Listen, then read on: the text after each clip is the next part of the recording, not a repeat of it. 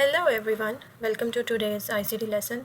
My name is Amna and today we are going to explore one of the most important concepts in ICT or in A-Level ICT, the software development life cycle, often called SDLC.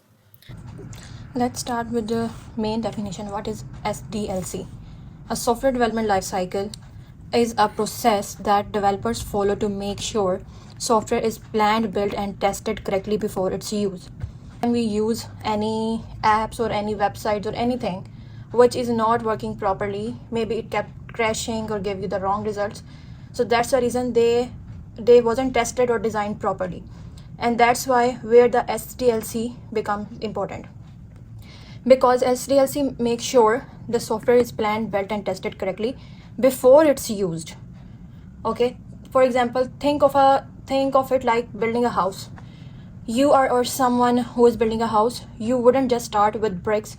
You do first plan, design, and then build step by step. We just don't go to that place and place a brick on it before anything. We start with planning. We think how it looks like, how the structure, how the architect, everything we thought before starting a house. In the same way, the SDLC provides a structure framework for software projects. It helps team reduce errors, save time, and meet client needs.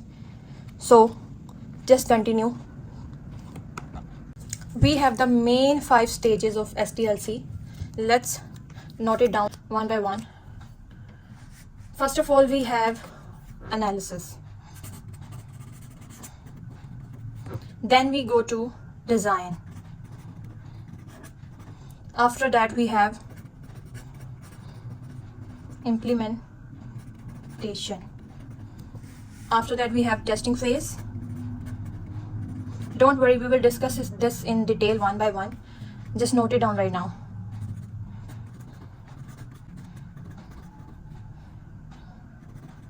We have point 1, then 2, then we go to implementation, then we have a testing phase, then the final one is maintenance. Okay, let's look at each in detail. What we have in analysis. In analysis, developer meets the client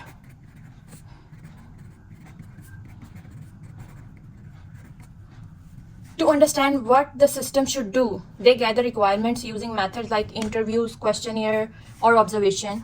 They gather the information from the clients, what they actually want, what they want in the end. This is the analysis. For example, for a school attendance system, the developer find out how teachers currently mark attendance, what report they need, and what problem they face. The output of the stage requirement specification documents a list of what the system must achieve.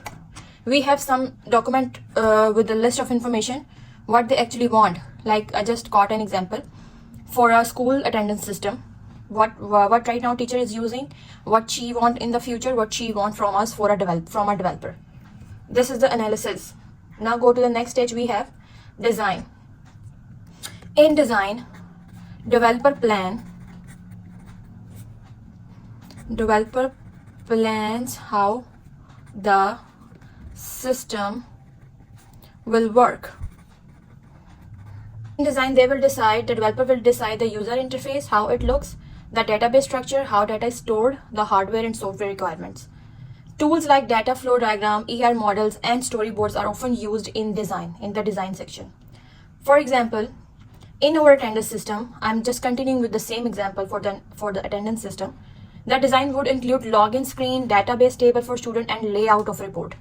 So this is a design we want by the end of the website or program or app, whatever it will be. Next one we have is, you can ask questions again and again if I am too speedy or I'm talking to you speedily. Okay. Implementation is the main part where the actual coding is happen. This is where the actual coding happen. Programmer use languages like, I mentioned some languages: Python, Java, C++, and C#. To build the system according to the design, we have number of languages, and we can use number of languages according to our program, according to the design what we want to develop.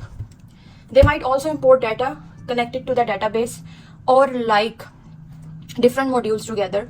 Once the coding is done, a working version of a system known as prototype or beta version is ready. Most of you know what is prototype is. Prototype is an example thing. When you present this in front of your client, that this is the thing will be completed by the end of this project. It's a prototype or it's a beta version. We have most of the programs in which they launch beta version first, so they can analyze the pros and cons and drawbacks and what they need to enhance, what they need to correct in their program, in their website, in their app. So most of the companies launch beta version first, and they ask to people, please test and give us a feedback what we need to add in this. So in this point, at the implementation, we get a prototype or we get a beta version. Next stage is testing. As you all know, no software is perfect at first. So no software is perfect at first.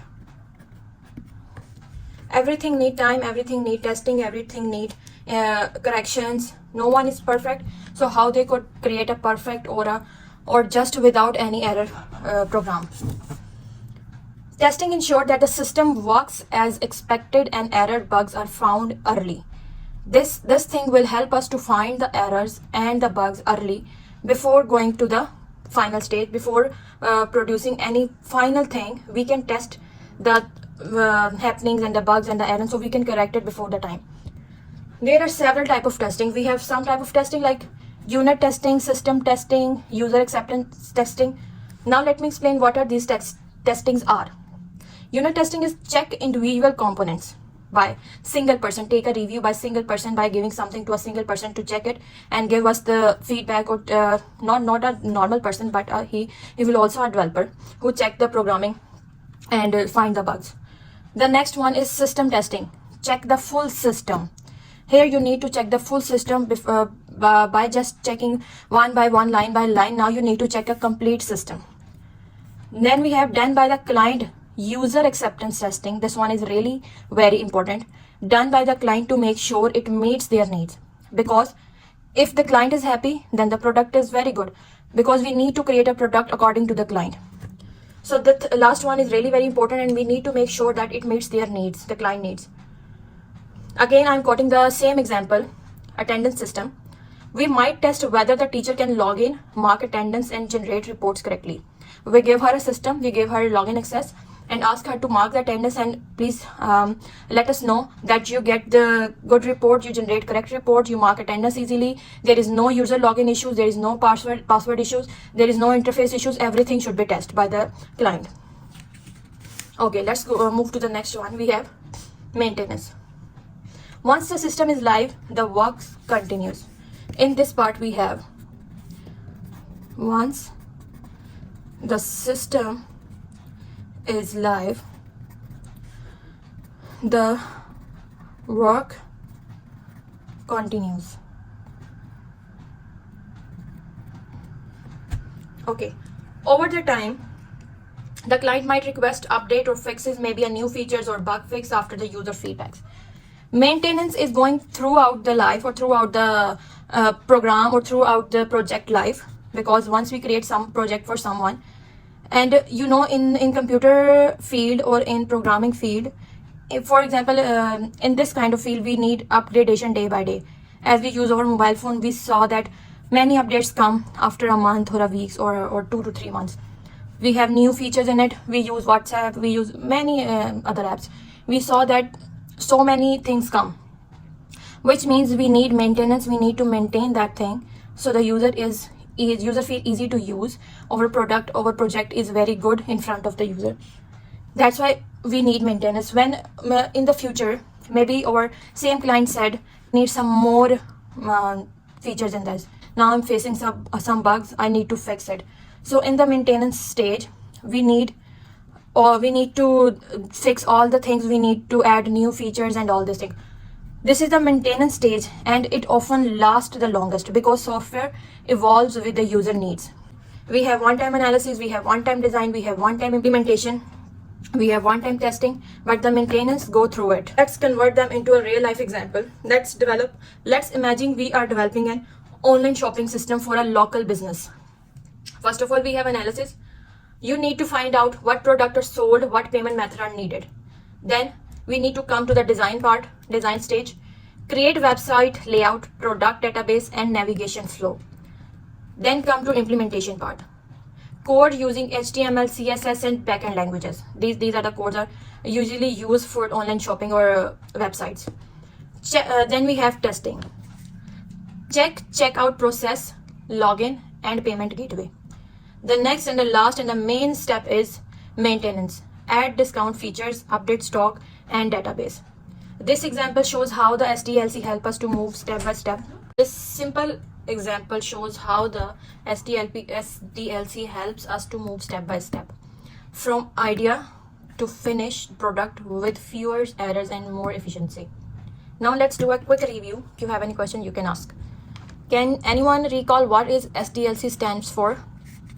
Yeah, please do it. Very good. It's Software Development Lifecycle, SDLC. And how many stages does it have? Exactly 5 stages. Let's say them together. Analysis, design, implementation, testing, and maintenance. A simple way to remember this one: our dog is too mad. Note it down here. A dog is too mad. A analysis, D design, I implementation, 2 T testing, mad, M maintenance. You can remember this sentence for all the 5 stages.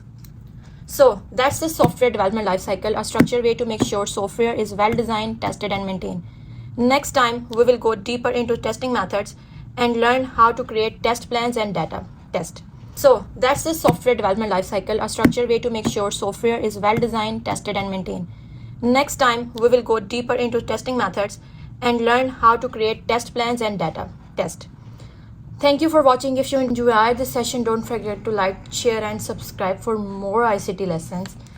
And we have number of lessons on our channel. We have Olympiad math questions, we have math questions, we have algebraic questions, we have ICT questions. If anything you want to learn from us, please let us know in the comment. Thank you.